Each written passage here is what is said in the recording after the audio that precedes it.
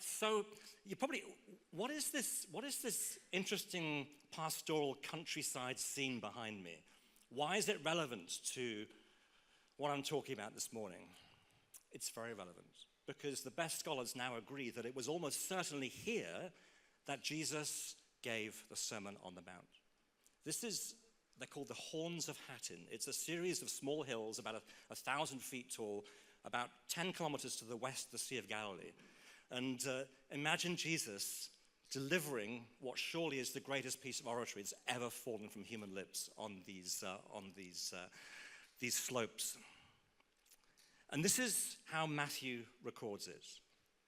When Jesus saw the crowds, he went up a mountainside and sat down. His disciples came to him, and he began to teach them. As I was preparing for this, and I was just kind of just thinking about this little introduction, it's just two things that struck me.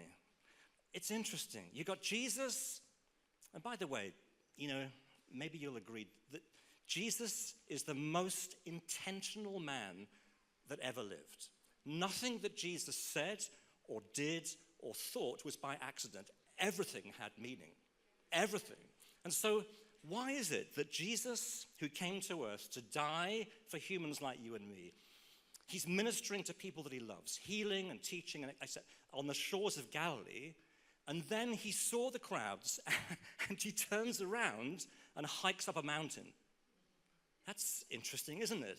But then we're told that his disciples, and I think we can get beyond our sometimes naive understanding, there was 12 disciples. There was a lot of disciples, right? These are people who had a particular affinity to Jesus. They hung off every word that he said. They literally sat at his feet, hungry and thirsty, not only physically, but spiritually for everything that he had to offer. And so we got this picture of Jesus heading up into the coolness of a mountain, where, by the way, the acoustics are amazing. It's a ideal place to preach. But a select few from the masses followed him, who were hungry and thirsty. Now, this set of teachings from Jesus on these slopes are known as what is it? Is it Beatitudes? Is it Beatitudes? What is this word? And it comes from the Latin beatitudo, which means blessed. Now again, I like breaking things down, so forgive me, but it's important that we realize who blesses. Who blesses? It's God, isn't it? So in front of every single one of these sentences, in our poverty of English language, we need to be careful to get the full meaning. And so this is the text for today. It's recorded by Matthew in Matthew 5, verse 6. It's God blesses those who hunger. Isn't that interesting? He's preaching to a bunch of people who spiritually and physically are hungry and thirsty. Hunger and thirst for righteousness, for they will be filled. Now, it doesn't need me to tell you this morning that unless we understand what righteousness means, we have no way of understanding what Jesus was truly saying. What is righteousness? What is it? Now, I am no Greek scholar. Maybe that's something for my retirement. But this morning, I can turn to scholars on the internet and find out exactly what it means. And it's very interesting because everything hangs off the translation of this word. And by the way, it's also becoming plain that Jesus was polylingual. He spoke in different languages, and scholars now suggest that the Sermon on the Mount was delivered by Jesus in Greek. Amazing, huh? And so there's every chance that Jesus literally spoke this word. And the word that we translate as righteousness is dikaiosune.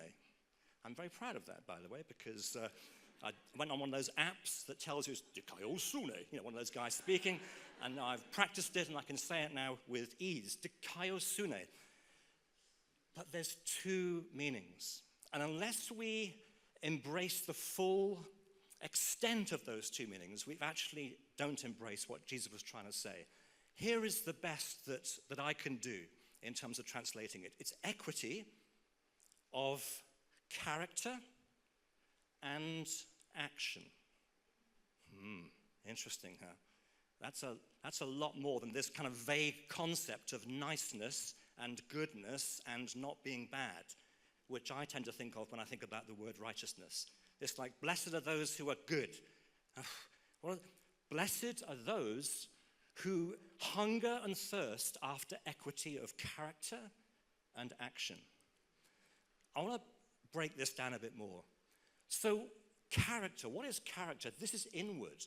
This is an appropriate response to our Creator, the all-consuming God whom we serve.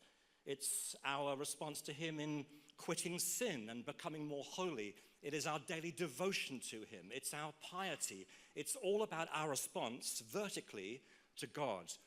But action, I love the fact that we just saw a video from International Justice Ministry. Action is justice. It is bringing the equity and equality of God to the world around us, vertical and horizontal. Let's break it down more. Character is our inward response to God. Action is our reaction, an outward response to whatever is happening in the world around us. So character is towards God. Action and justice is towards others. I know I'm laboring the point, but I really want you to get it. Because if you don't get it, then why are we here? Now, in the animal kingdom, there is no equality. There's no justice. And so we can have a nice praying mantis who will think nothing of ripping the head off a bug and sucking out the abdominal juice. We have situations like this where great white sharks will bite and chomp on a nice gray seal. Even panda mums who give birth to twins will commonly reject one twin that will then starve to death, and they will foster and care for the other baby. I know, crazy, huh? But there is no justice in the animal kingdom. And so it is that on the first page of the Bible, we read that God created humans equal. Male and female. It's a theme that Paul takes up in the New Testament. There's no male, female, Greek, Roman, whatever. We were created equal. It's the very essence, the very basis of justice. The fact that nobody can say, I'm bigger, greater, more than anybody else, and exploit that fact. The second thing to note, apart from the fact that God created us equal, is that we were made in the image of God. How wonderful. Set apart, elevated above all creation. And so that means that our heart beats in time with the heart of God. The things that please him please us. The things that break his heart break our hearts. And so is it little wonder that wherever man across the last few thousand years of human history has set out bills of rights for humans, we see the character of God in written form. Magna Carta, 1215, signed just down the road in Runnymede, on Runnymede Island. We see a Bill of Rights set out for serfs and peasants who are otherwise being exploited. United States Constitution, 1778. We, the people of the United States, we form a more perfect union, establishing justice. And so we see the beating, loving heart of Father God meted out whenever man sets out bills of rights for the humans around him. It's quite wonderful. I talked about the first page of the Bible, but within 2 pages we see disaster. We see man rejecting God and turning his back, her back against him. And with that, we saw injustice. We see inequality in the way in which food is distributed, which means that we see famine. We see inequality in terms of people and people groups and ethnicities and races, and we see genocide. We see inequality in the financial system, ruining the lives of millions of people. We see inequality in segregation, in homelessness of all kinds, and we just saw IJM. We saw inequality in the way in which young people are trafficked and used for their bodies. And so when Jesus was talking about dikaiosune, he wasn't just talking about the fact that all of us can look at these pictures and our hearts break for what's going on in the world around us. Of course they do, because we are made in the image of God. But he was saying that has to go further. It has to break the bounds of our hearts, because it has to result in action that elevates people to the same level and brings about justice on planet Earth. That's the point.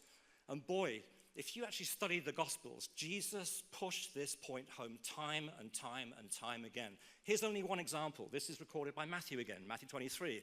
And he's having a right old go at the Pharisees. Woe to you, teachers of the law and Pharisees, you hypocrites!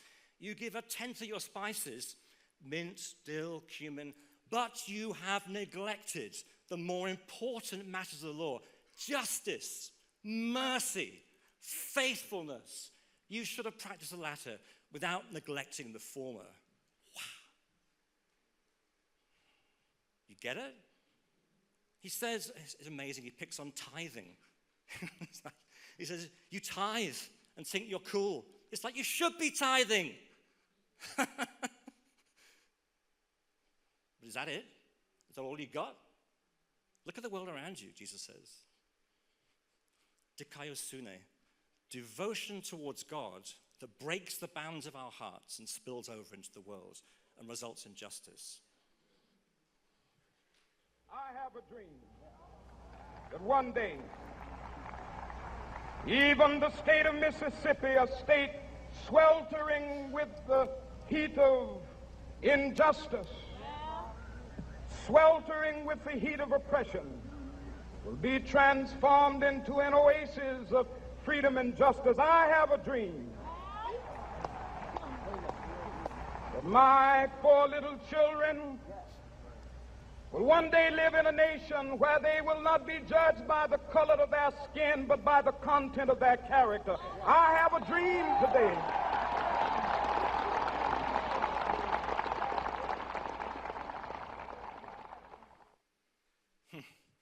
Those of you who know me well know that the Reverend Dr. Martin Luther King is one of my personal heroes, the great Christian actionist and civil rights leader. The results of his work, of course, are still echoing around the world today in the way in which race relations and ethnicities are being put right. But in 1963, he stood on the steps of the Lincoln Memorial in Washington and delivered one of the finest pieces of oratory we've ever seen on planet Earth. I have a dream that one day my 4 little children will be judged not by the color of their skin, but by the content of their character. I have a dream. What an amazing piece of oratory that set out a bill of rights for the marginalized and the ostracized. Beautiful.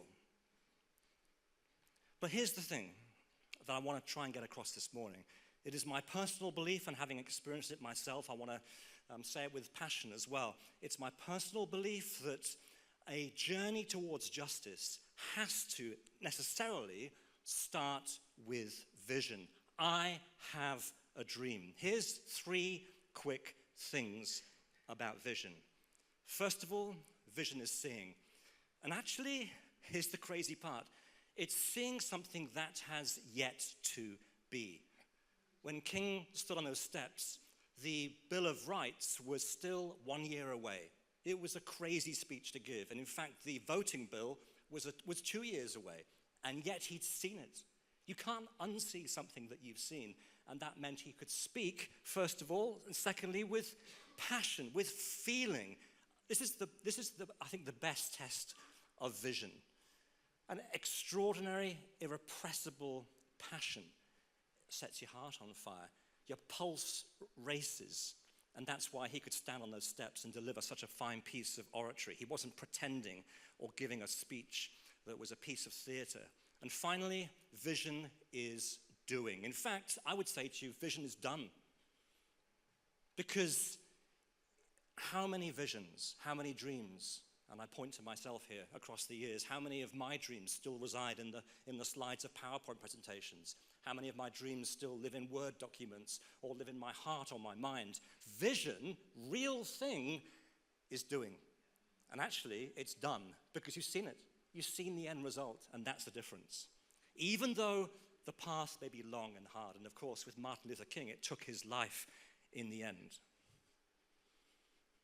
I put it to you, what the church needs is a whole bunch of people whose hearts have been set on fire for the things that break the heart of God. Sometimes in different seasons of life, it'll be you and your heart that is the primary heart that's been set on fire. But sometimes we're the ones that serve other people's visions. It matters not. But I tell you what, the world needs a church whose hearts have been set on fire. And this is a great time, a great segue into what I want to share this morning about what's happened in Ethiopia. And there was a day when my heart was set on fire for good. And this thing's slowly consuming me, as you can probably tell. This is the man who did it, an amazing gentleman who's still alive. He's 94, would you believe, and still the kind of guy that jumps into the back of a 4x4 in Ethiopia. Professor Terence Ryan, he's now retired professor of dermatology at Oxford University. But if you look at the literature, you'll also see that Terence is responsible for dermatology in resource-poor settings across the world. And as he told me, considering that in resource-poor settings, between a third and a half of all disease presenting to primary healthcare facilities is skin-related, that's a big deal. That's a huge deal. And nobody's talking about it. It's people like Terence that are championing it. Quite an extraordinary guy. And so, through my job with Procter & Gamble, I'm a vice president of R&D. I look after their skin research program. I literally sat at his feet sometimes because I wanted to learn.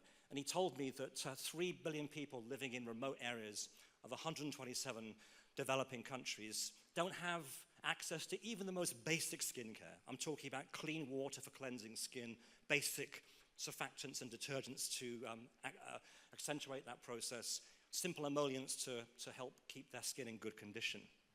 It's a huge modern need. And so it was that, as I've done many times in my life, I simply said yes when he said, would you come and speak at the annual conference at the Regional Dermatology Training Center in Moshi in Tanzania.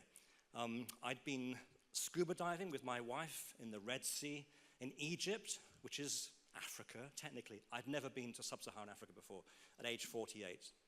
And I look back and regret that, actually. So here I am. I'm giving my talk about something called stratum corneum barrier function. And this is the picture I took on that day. It was a pitch-black lecture theater, and it was full of medical students and dermatologists. And I gave a good talk. And then it happened. This lady, Dr. Claire Fuller, who's an amazing lady herself, and would you guess? She's a Christian. She stood up and she gave this talk about a disease called podoconiosis. She's a consultant NHS dermatologist based in London. She's also now the chair of the International Foundation of Dermatology, which administers care for people with skin disease in resource-poor settings. She's amazing. She spoke about this disease, podoconiosis, or podo for sure. What is this crazy word? Let's break it down. It's 2 Greek words. First of all, podos, which means foot. Secondly, konios, which means dust. So from a scientific point of view, it's super interesting. It's a geodermatological disease. It's an interaction between soil and skin, but particularly the skin of the feet. I'm going to be showing a bunch of pictures. I warn you, in a couple of slides' time, you're going to be seeing graphic images of skin disease. And by the way, all the people I've imaged and taken pictures of, they've given their permission for me to show their pictures, so please don't worry. Wherever you go in Ethiopia, wherever you go in sub-Saharan Africa, you're going to see this. Kids with no shoes on. This little boy here. This little girl I caught, she should have been on her way to school. Instead, she was out early collecting firewood, but again, she has no shoes on. And children like this tend to grow up in Ethiopia as barefoot farmers. And they do it particularly in the uplands.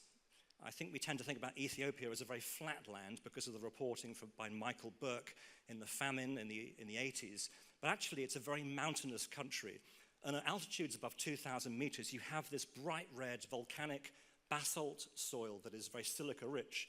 It glows bright orange in the setting sun. It looks quite beautiful, and it's a giver of life. It attracts about 11 million farmers because it's very nutrient rich, but it's also a taker of life because this soil oxidizes human tissue. It reacts with it. Now, normally, skin will keep out this soil. Healthy foot skin, there'll be no problem. But the issue is that, as you and I both know, if you kind of don't wear shoes for a while, you get callus, don't you? You know, thick, dry skin. Imagine not wearing shoes for life. I mean, you've got really thick, dry skin. And when this cracks and splits, it forms entry points through which this soil can enter the feet and the legs, and the lymphatic system does its job. It goes, well, that's not me. I better inspect it. Unfortunately, as it does so, it kind of commits a slow suicide because these soil particles start to attack it. And across the course of months and years, you get, it's called lymphedema. The whole lower leg swells to monstrous proportions. Skin condition breaks down. And by the way, the patients smell bad as well because of constant infection. So these poor people, they look awful and they smell awful as well. So forgive the pictures, but the condition presents itself in all different manner. But again, you can see what's common is swelling and a breakdown in skin condition. Imagine living with this. First of all, of course, it's debilitating. You can't work in the fields with a leg that's 2 or 3 or 4 times the size that it should be. You can't take care of the people most dear to you, your family, your kids. You can't earn a living. You're robbed, actually, from the GDP of the nation. But what I find so tragic is the way in which these people are shunned. And they are mistaken for being infectious, and of course they're not. Many people think that they are possessed by demons or cursed by God, and of course they're not. But it means that these people literally are cast out of communities. They become unpeople. And so everybody's back is turned against them. Often people will spit at these people in the streets. They're driven out of their villages and homes in constant pain, often suffering an early death through infection or starvation or murder because people are frightened of them, or many take their own lives because of the misery. And as we sit here this morning, at least 1.5 million people are suffering this disease in Ethiopia, and we suspect that there's many, many hundreds of thousands more all down the Great Rift Valley and in parts of South America and parts of India. It's a modern, silent tragedy, and nobody is talking about it. When I give scientific talks at conferences about this, I'll talk about the science behind it, but I'll show this picture and I'll just ask people, don't look at their skin, look at their faces, look at their body language, because these people are broken. These people are nothing. They feel they're nothing anyway. They have no voice. They have no hope. They have no future. It is the very definition of injustice. The care extended to others has not been extended to them. And so when we think about Jesus preaching on the horns of Hattin 2,000 years ago, and he uses the word dikaiosune, yes, I'm sure like me, you sit in horror and you look at these pictures and your heart breaks. Little wonder, because you were made in the character and image of God. And so our devotion towards God means that our hearts break. But there's more. Our hearts need to burst with the justice of God. Otherwise, devotion, dare I say, is meaningless. So here I am. I'm in the lecture theatre, and Claire gets to the point in the talk where she's describing the effect on people psychologically and the way in which they're cast out. And at this point, she breaks down and she starts weeping. And I can tell you that that doesn't happen in technical scientific talks at conferences. You can imagine the effect on the audience. You could hear a pin drop. And it broke my heart forever. And that's why I'm standing in front of you today. The next 2 years, we don't have time to go into all of the crazy, crazy God coincidences that led to me doing this. Trust me, I did not want to do this. It found me. All I said was yes. And so I ended up establishing a registered Ethiopian NGO called Action on Polyconius Association. back in March 2012 with this fine gentleman, Zelalem Mathawas, who's one of my best friends and is still my partner in crime on the ground in Ethiopia to this day. Here's the amazing news, because there is good news this morning.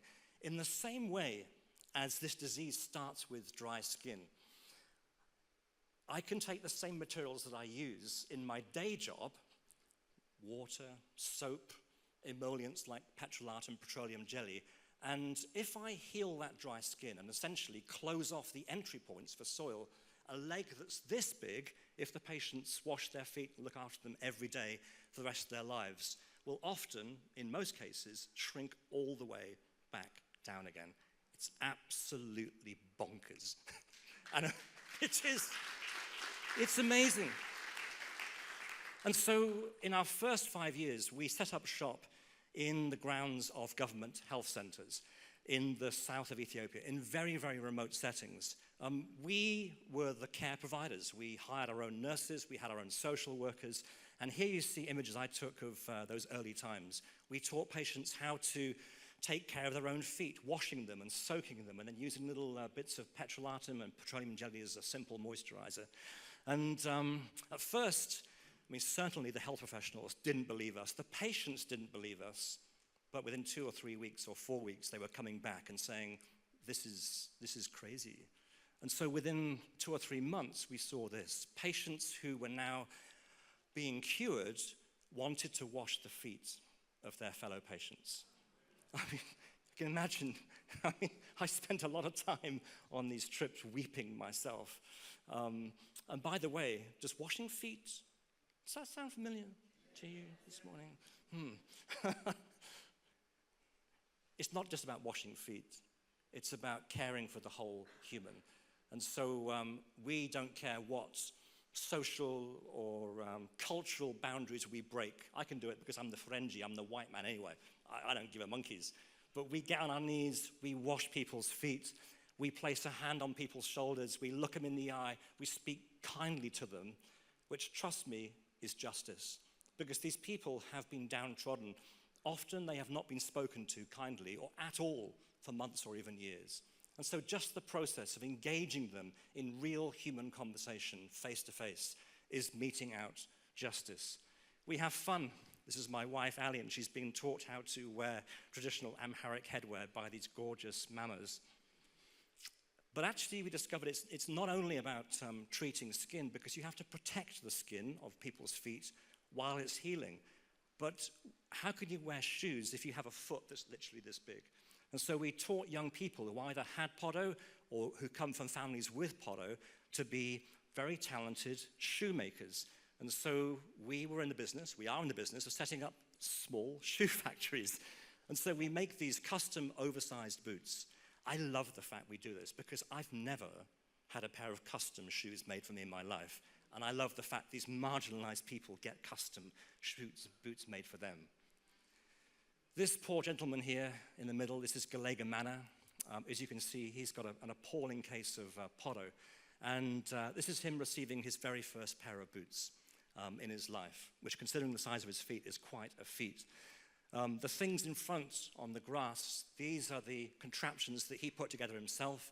They're bits of car tire with canvas that were covering his feet, and these are his new boots. And I'll never forget this, because Galega Mana, he could hardly speak because he was so grateful to what just happened to him. It's wonderful. This gentleman here, you can see he's brought back his pair of old boots that are literally falling off his feet, A, because they're knackered, but also because they're too big, because his feet and legs have reduced in size, and so he's just been given his new pair of boots. This lady is like, my leg was this big. And then these lovely ladies here, they really wanted me to take pictures of their slender ankles and their shiny skin. Gorgeous mamas who are the other side of the disease. Again, another amazing God coincidence. I met Blake Mycoskie, the original philanthropic entrepreneur who set up Tom's Shoes, if you're familiar with that company. And his whole mantra was, I sell a shoe and I give a shoe away. And so we became Tom's Shoes' official shoe-giving partner in Ethiopia, and we ended up giving away 760,000 pairs of shoes to school children to, A,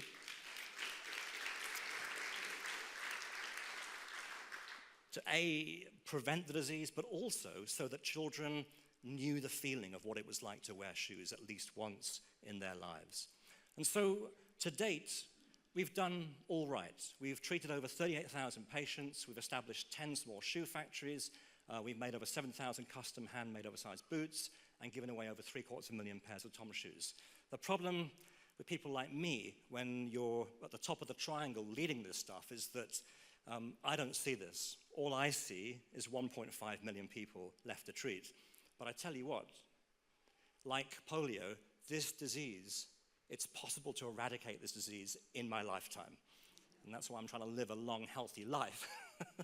Because I've seen it. I've seen it. I've seen it in my heart, and it will happen. So where are we now? I want to bring you right up to date. And to do that, I have to describe to you the way in which Ethiopia administers healthcare. This is the cascade of administration in Ethiopia. You have large zones broken down into smaller districts, and again, smaller regions called kebeles, and then within those you've got villages. And in terms of healthcare, you have at the top big government health departments. In the districts, you have health centers, then you have smaller health posts, and at the bottom, you've got things called health development armies, which are essentially people like you and me with a bit of care and medical training in the villages. Now, here's the important thing. In the first 5 years, we did what most people would do. We administered the care ourselves. We hired our own nurses, we had our own social workers, and essentially we begged, borrowed, and stealed some space in government health centers where people came to anyway to administer our treatment. But I tell you what, that is not going to reach a nation. That will not eradicate the disease in my lifetime. It's very cost and resource and people intensive. And so about 7 years ago, we took the almost suicidal decision, as we had a big grant, a new grant that allowed us to do it, to ditch this model and instead of being the primary health providers, which actually, dare I say, is a little bit about us, it's actually, let's fix this once and for all if we can. Let's do it the way that probably God would do it and bring justice. And let's teach the health professionals to do what they should be doing in the first place. The government, I don't mind being on record for this, the government, they talk a good talk. Potter was on their national NTD list back from 2011, but nothing is done. It's down to small NGOs like us to treat 1.5 million people. It's a disgrace. And so what we do now is we train health professionals to recognize the disease and to treat the disease. And there's thousands of health centers across Ethiopia. That's the way that you reach a nation. And so this is our model now. We are trainers, we're monitorers, we're encouragers and equippers for health professionals in Ethiopia. So that's where Ethiopia is in the Horn of Africa. And then that red dot in the middle is Addis. And we're working down here in these combined zones called Gamma and Gopher. I want to play a quick video that Tom Yates took of me. And it's the story of this gentleman here called Abara. And it's a lesson that I'll never forget.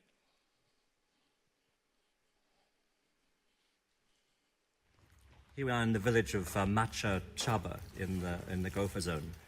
And this thing I'm holding tells a story.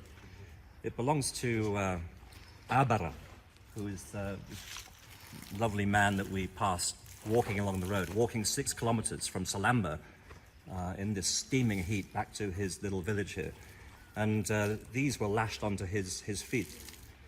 We stopped and we picked him up and brought him back here. And it was while we were walking up to his village that I realized we'd made this boot between 5 and 10 years ago.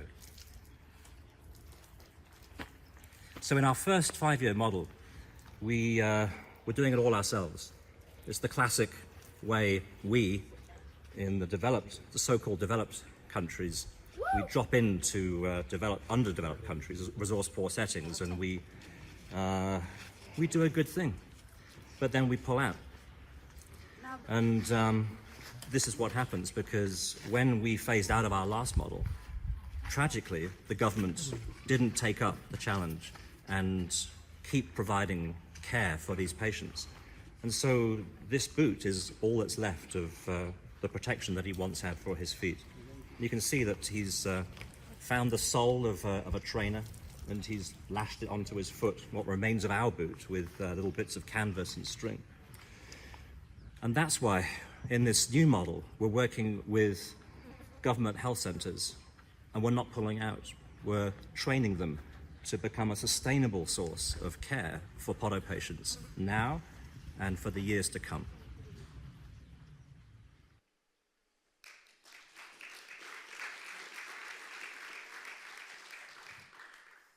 Well, thank you for clapping, but honestly, I look at that and I look up on it partly with shame, because we failed Abra.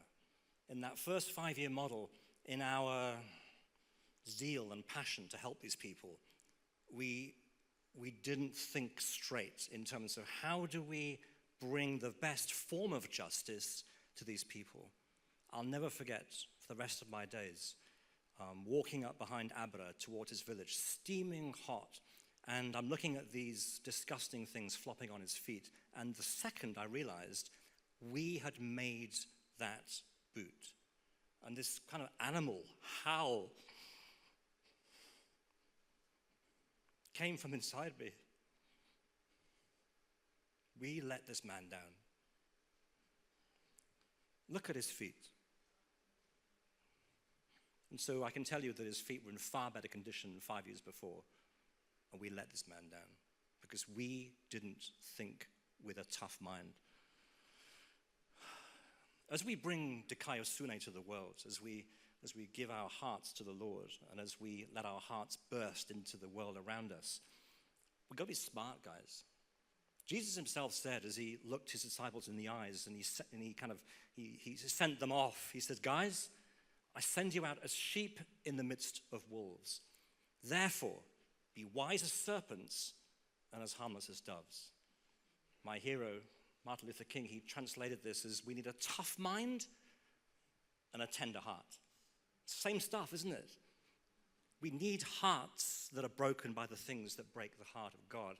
But as we bring Dikaiosune in all its fullness to the world around us, got to be smart, tough mind to deal with the injustice and the systems that propagate injustice in the world around us. I love the IGM video, and trust me, those guys deal with this stuff every day. And so here's me, it's taken by Tom. You know, this is me dealing with actually a very good local health official. But I tell you what, there's plenty who are not good. Plenty who, either through arrogance or ignorance or corruption, are not bringing justice to their own people. This is the crazy thing. And so, you know, it's amazing to me that, you know, in my training through Procter & Gamble, here I am at age 48, and all the skills I've learnt through surviving the politics of large corporate life, I can bring to bear in having a tough mind to deal with the injustice in Ethiopia. And so that's why we took the, frankly, what could be described as a suicidal decision to change our model completely. But I tell you what, it's working, and we have a good chance of eradicating the disease from Ethiopia. Let me finish with this, because I want to come back to Jesus. Because we're a registered NGO, licensed by the government, I can't proselytize, I can't preach about Jesus overtly. But what I can do is tell stories. And so when I go there twice a year in my spare time, I'm asking God, what story can I tell these people?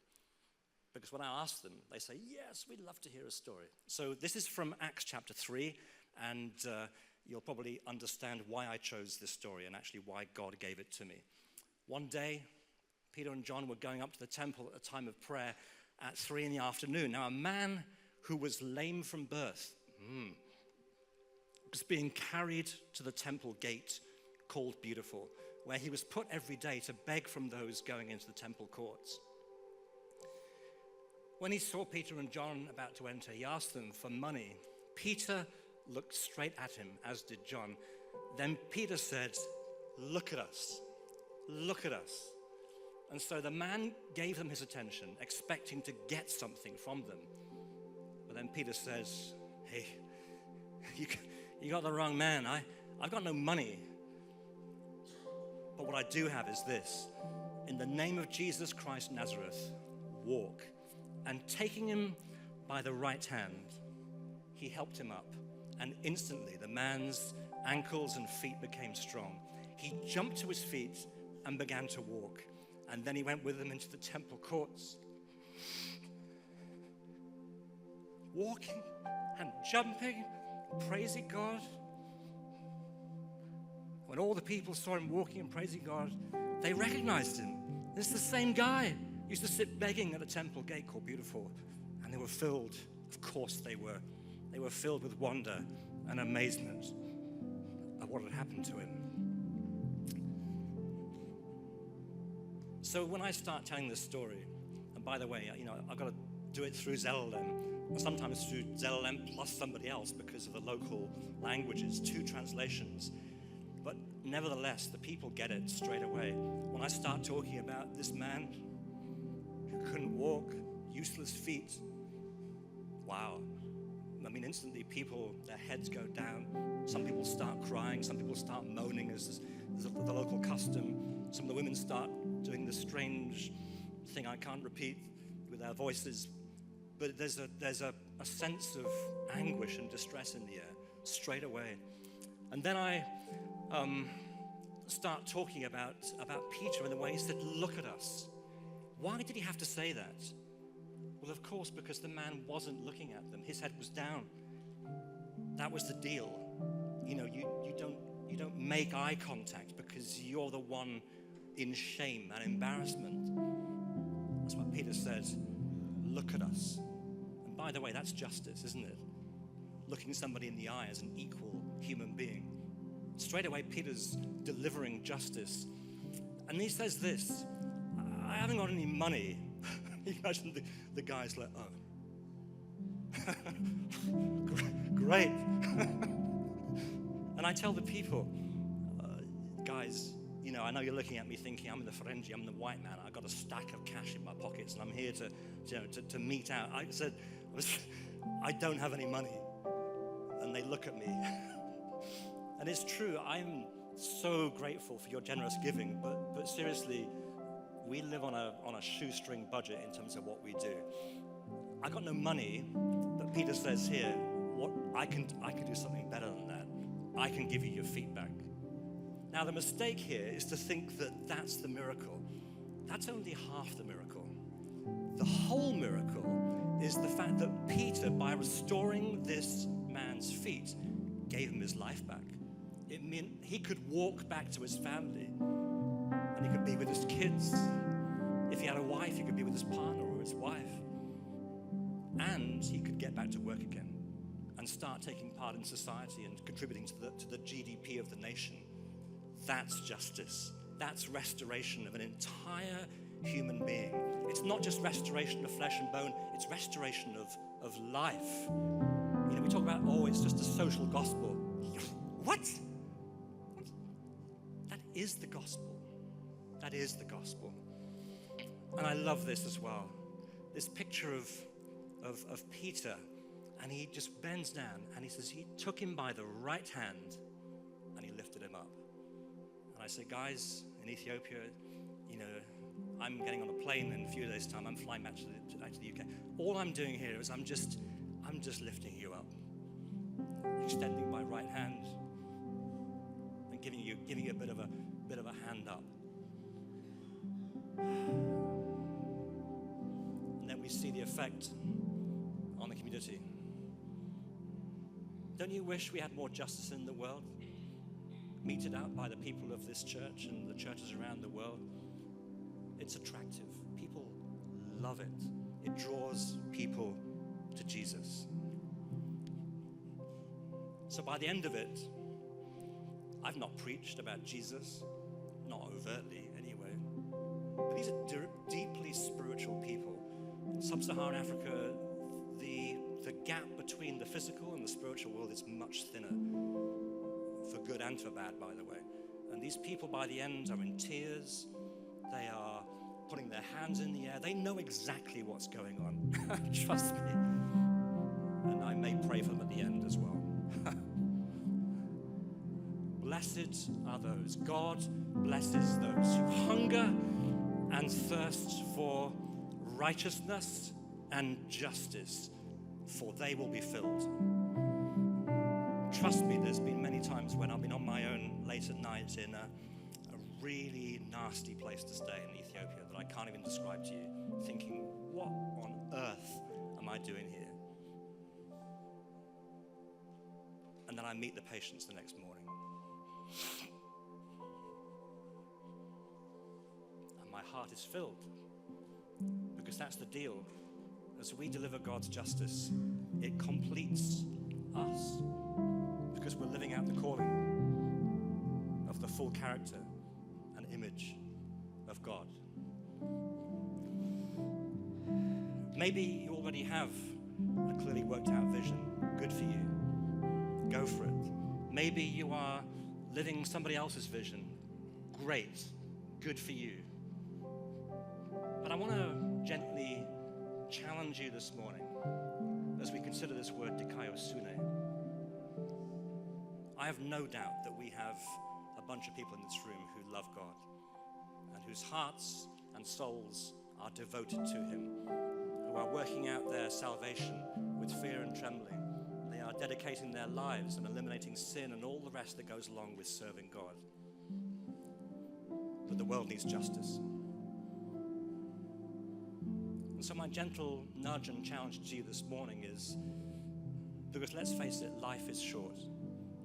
I'm now going to funerals of friends I used to go to school with.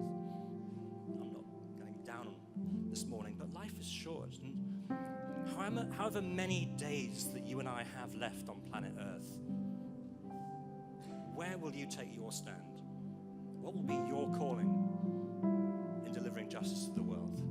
And again, I want to push past, because there's stuff that you and I can do like right away as we get back from church. There's injustice all around us, isn't there, in British society? But I'm just pushing a bit more. What is the thing that you're meant to be doing here on planet Earth to take your place in justice and God's kingdom? Age 48 took me a long time for God to show me. But it turns out that all of those crazy training things I went to in PNG, all the teams that I led, all of the politics I endured, actually pretty useful in delivering care in Africa. And I just look at who you are and what you are and what skills you have and what God can use you for to create equality and equity across the world. Why don't we stand to our feet, please?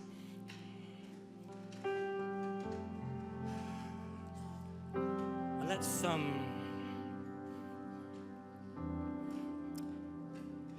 let's bow our heads before our Creator God, who created us equal in His image. And maybe let's have just a little minute of silence where we let God touch our hearts. We let God speak to us. And we give Him permission to show us, or start to show us, why am I here, God? Why am I here?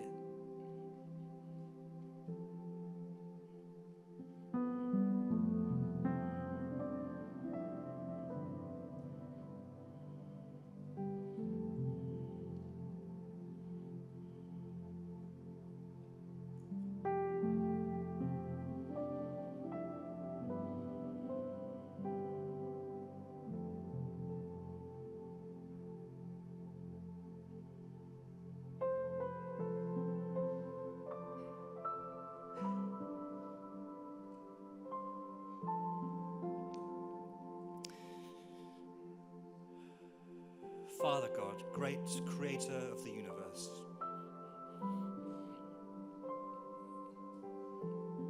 Thank you that your word has gone out today. Thank you that your Dikaio Sune has been preached. Lord, I respectfully hold you to account today. You say that your word will never return to you empty. And so, God, I pray that the ripples will go out today and will be felt across the world and will be felt in generations to come. Father, I pray that visions and dreams will be born today, will be strengthened today, will come into more coherent focus today, and that Jesus will be able to trace back acts of justice, the quashing of injustice, to dreams and visions that were formed and strengthened today.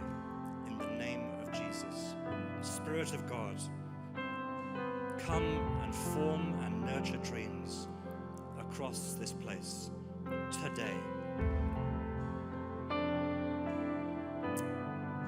And I pray, Lord Jesus, that you will protect seeds that have been planted and that this will bug us in the hours and days and weeks and months and even years to come.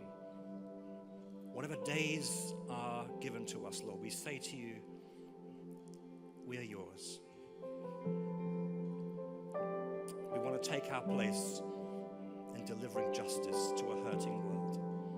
Show us why we're here, in the name of Jesus.